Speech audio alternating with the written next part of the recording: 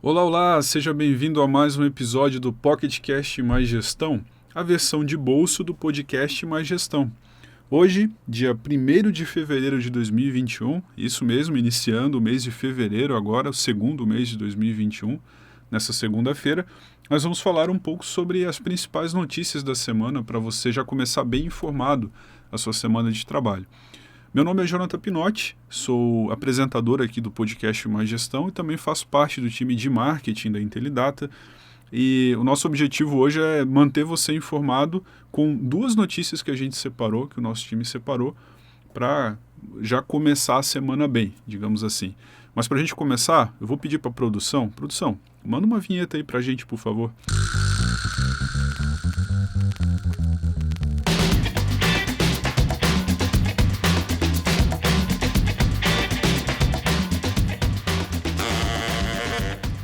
Muito bem, hoje nós separamos duas notícias, sendo que uma delas foi uma grande notícia aí da última semana, que é a seguinte: mega vazamento de dados expõe informações de 223 milhões de números de CPF. Olha só que interessante, na semana passada saiu a notícia que pacotes de dados com informações pessoais de mais de 223 milhões de brasileiros apareceram em fóruns usados por criminosos digitais. Esses pacotes de dados incluem número de CPF e algumas informações de veículos cadastrados no Brasil.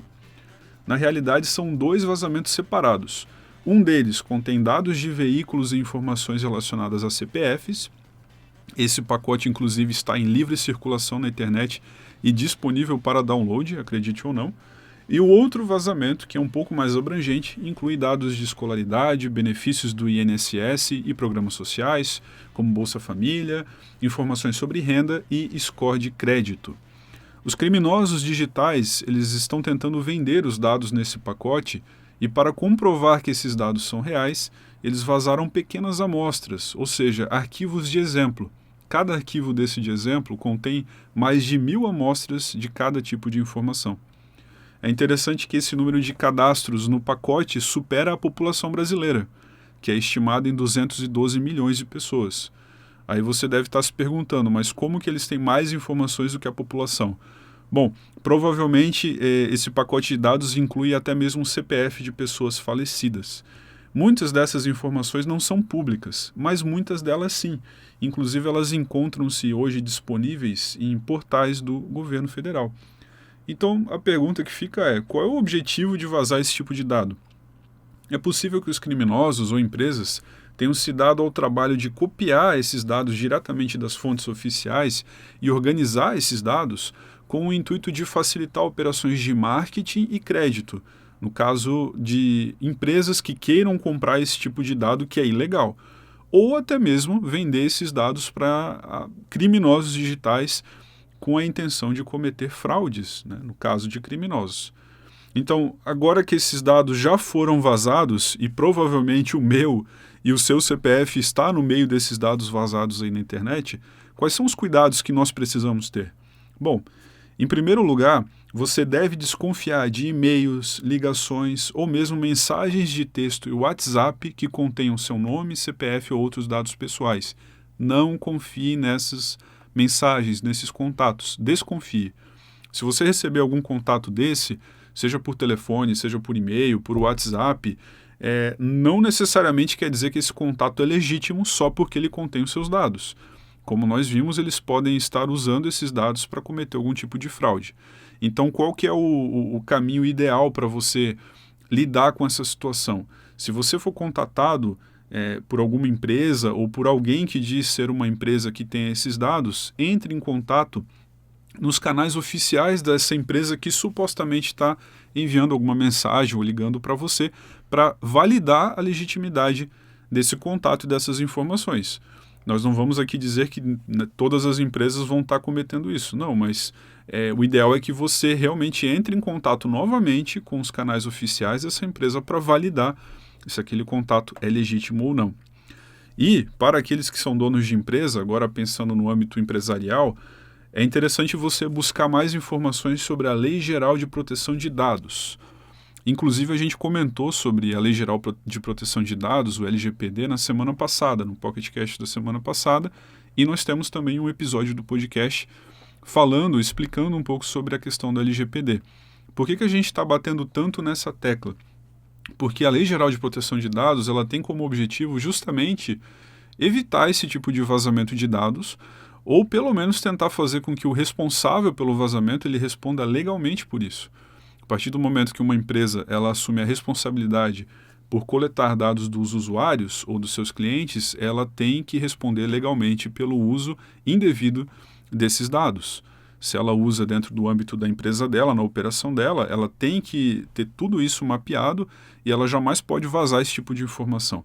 Então é muito importante para você que é empresário, para aquele que é dono de algum negócio, que você se informe sobre o LGPD, ou a Lei Geral de Proteção de Dados, para adequar a sua empresa para isso. É muito importante que a sua empresa esteja adequada o quanto antes.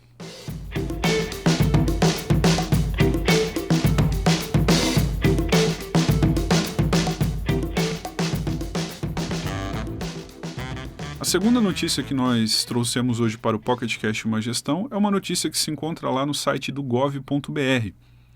Vendas com notas fiscais eletrônicas em 2020 atingem mais de 9 trilhões de reais. As vendas com notas fiscais eletrônicas, a famosa NFE, registraram em 2020 um montante de 9,48 trilhões de reais. Esse valor é 6,9% superior ao registrado no ano anterior. Em novembro a dezembro de 2020, houve crescimento de mais de 15,6% e de mais de 20,5%, respectivamente, no total de vendas com a nota fiscal eletrônica, na comparação com novembro e dezembro de 2019. A indústria atingiu 4,94 trilhões de reais em vendas com a nota fiscal eletrônica em 2020, superando as vendas em 2019 em mais de 3,4%. Em relação a dezembro de 2020, se verificou um aumento de mais de 20% no total das vendas em comparação com o mesmo mês de 2019. Esses dados são dados oficiais e a fonte é o site do gov.br. É interessante notar que mesmo em um ano de pandemia como foi 2020, as vendas com notas fiscais cresceram. Isso deixa claro uma forte tendência do mercado em regularizar as operações, as empresas e os CNPJs, ainda mais agora que o comércio sofreu mais uma grande transformação tecnológica devido à pandemia, ao isolamento, ao home office. E quem ainda não vendia na internet, quem ainda tinha sua operação apenas local e não levou isso para o ambiente online, com certeza, a partir do ano passado, essas pessoas estão cogitando entrar nesse mundo mais tecnológico da internet.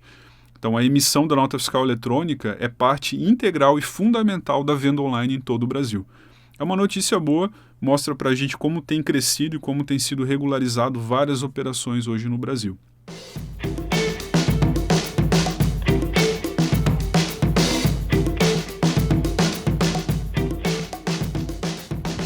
Bom, pessoal, essas foram as notícias que nós separamos para você nessa semana. O episódio de hoje é um episódio um pouquinho mais curto.